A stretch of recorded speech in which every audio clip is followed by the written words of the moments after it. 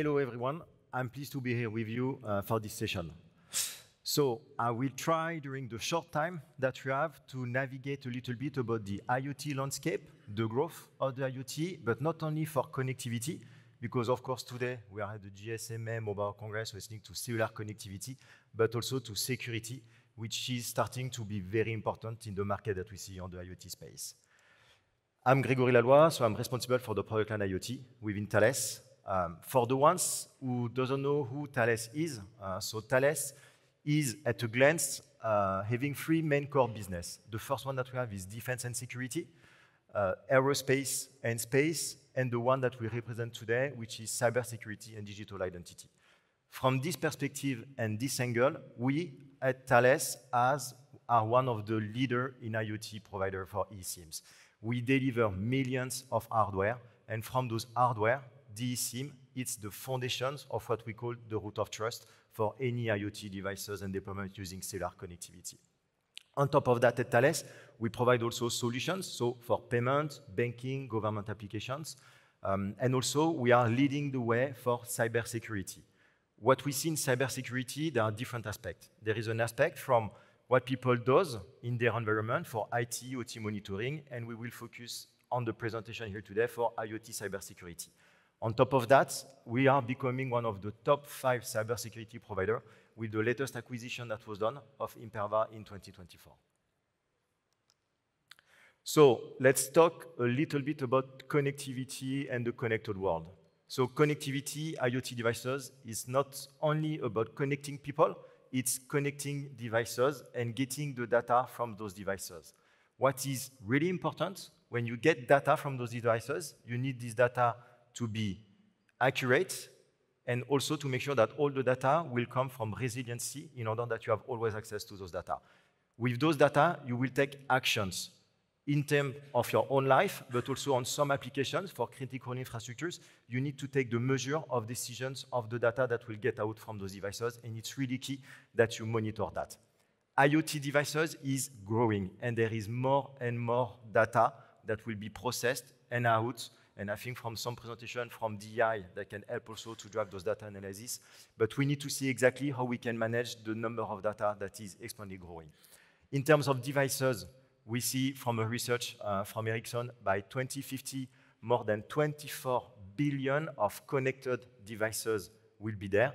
And from those 24 billion, roughly between 6 to 7 billion cellular connectivity devices will grow. With that, it means that we need also, as long as there is more and more data, we need to have also the right technology to use and to deploy at a scale, and that's why 5G connectivity will support us also on the large scale and massive deployment for IoT devices. One of the key topics is to say, yes, IoT is growing. Devices, more and more devices are coming, but then it means also threat is coming also. When I say threat, it's cyber attacks, and I think if you read on the news, more and more cyber attacks are coming. Most of the time, and that's something that is really important, it's coming from the identity theft. It means that your device, you deploy it. If it's not secured by design in the beginning, if you don't have an hardware root of trust, like the eSIM to protect the device and the data, it will be complicated. So you really need to go back to the basics with the foundation of the security using a secure root of trust like an eSIM. And of course, if you don't include the data, you have access to the data, and data is the essence and the key of all and any IoT deployments. On what you see below, it's a bit an example of one verticals that operates a lot on the cybersecurity and already was a little bit leapfrogging in that for smart metering, but we still see that on smart meter, there is a lot also of increase of attacks and cybersecurity attacks, either from concentrator, but also on other areas. And there is a big cost also to that, so you need to protect it at the beginning. Now, let's look how connectivity and security combined together can help for different verticals.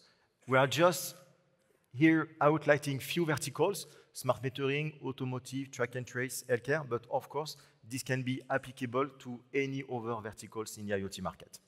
If we take the example of the smart metering, today, smart meters need to communicate securely to the data center and send precision for the data. and it needs to remain resilient through the whole lifetime of the device for more than 15 to 20 years when the device is deployed. So security and connectivity resiliency, it's a key for deployment in this market. Same for automotive. Automotive, there is more and more anchors, more and more eSIM for entertainment, but also for safety. And you need to be also have a resilient network and security through secure FOTA, firmware updates, in order that you manage the life cycle of your devices of the car once it's deployed, let's say, largely. Track and trace. Track and trace, there was a good example that was done just before my presentation on cold chain tracking or any other type of assets that needs to be tracked. And it's really important that you have the accuracy of the data.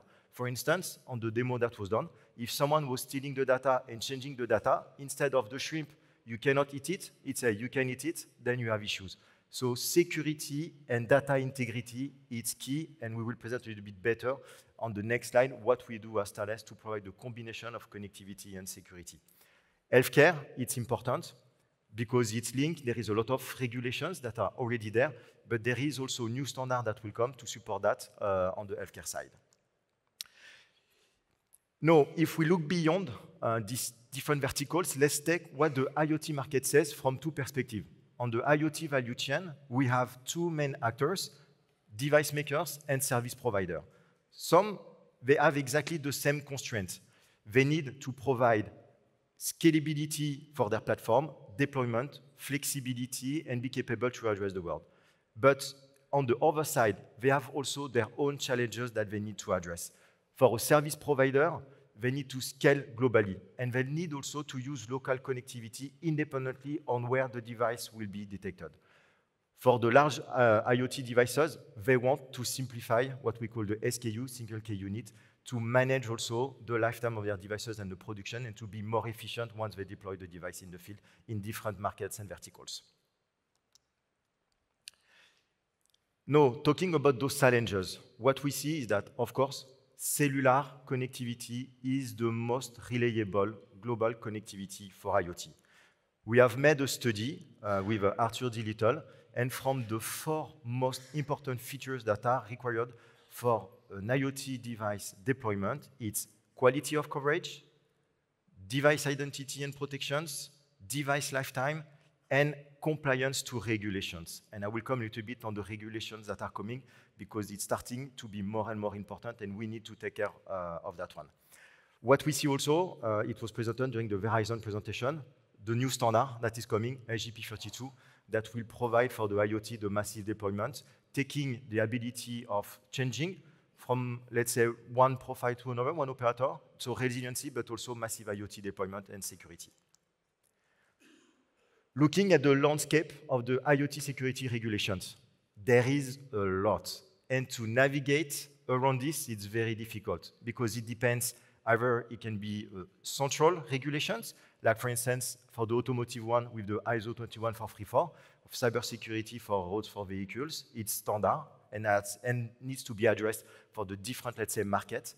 And then there are some specificities. In the US, we have the FDA for food drug administration for all the healthcare. There are specificities also in the US for the IoT deployment that will come with the US Cyber Trust Mark.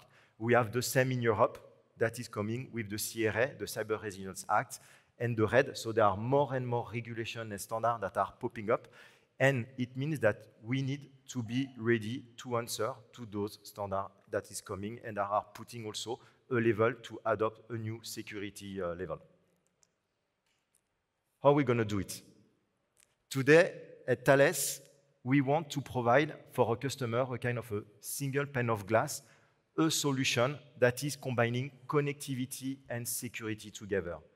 In the end, when you deploy an IoT devices, you need to have connectivity and security. The two bridging together with a single platform will help you to manage the lifecycle of your devices. So integrating the two together will help the large landscape and the IoT deployment, massive one on that one. In the end, when we talk about connectivity, you need to initialize a first profile, either during the manufacturing process, but also during the lifetime, when your device will move from one country to another. So we need to have the capability through SGP32 to manage this one. But it's the same. when you deploy an IoT device, you need to have the capability to inject credentials, keys, during the lifetime of your devices, either at factory with a provisioning box that we are working on, but also during the lifetime. For instance, you have a device and you need to change the ownership of your device through this platform. You have the capability to change the ownership of the device by changing the credentials, rotating keys, and certificates. With this benefit of solutions, we help the customer to embrace the IoT and have the capability to deliver a single platform and devices linked to connectivity and security. And it's very key, and we see also what is really helpful for that one. It's also the compliance with regulations that are coming. I was mentioning on the previous slide. With this type of solution, firmware upgrade, having a root of trust will help either device maker, but also service provider to manage it and be compliant with those new standards and regulations. What is really key, it's the essence of these solutions rely on a single component, which is the eSIM. eSIM is in the center of this road, and with the eSIM, you manage your connectivity lifecycle and the security lifecycle as well. This is one of the best root of trust existing in the market, deployed widely, and you can use it as a security foundations. So I went a little bit fast on all those different items covering connectivity and security. But what we need to keep in mind are those three main items. Cybersecurity, it's key. Every time you open a web page, there is an attack, independently on the countries, on the device, so there are more and more to do. It's not because you protect your IT infrastructure that your IoT devices will be protected, so you need to keep an eye on it because it's very important, because those IoT devices are the ones that are providing all the data and all the intelligence then that will be gone through the application server when you run those data.